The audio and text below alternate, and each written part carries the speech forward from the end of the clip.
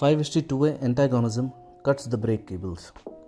5Ht2A antagonism interferes with serotonin applying its braking action on dopamine release, thus stimulates downstream dopamine release in the striatum by reducing glutamate release in the brainstem, which in turn fails to trigger the release of inhibitory GABA at dopamine neurons, and release of dopamine downstream in the striatum mitigates EPS. Interestingly, 5-HT2A receptors in other brain areas also act as brake on dopamine release in the striatum. Now, serotonin neurons whose cell bodies are in the midbrain raphe may innervate nigrostriatal dopamine neurons both at the level of dopamine neuron cell bodies in the substantia nigra and at the dopamine neuron axon terminals in striatum.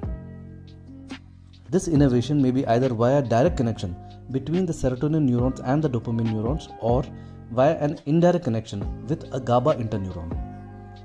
The 5-HT2A receptor stimulation by serotonin at either end of substantia nigra neurons hypothetically blocks dopamine release in the striatum.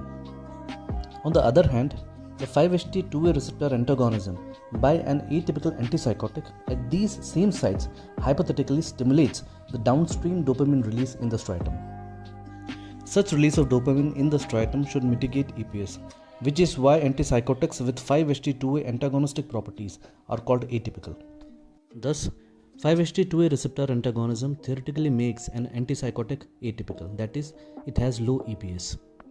The result of 5-HT2A receptor blockade is that it increases the dopamine release, which competes with D2 receptor antagonists in the striatum, and reduces the D2 receptor binding there below 80% to more like 60%, enough to eliminate extrapyramidal symptoms.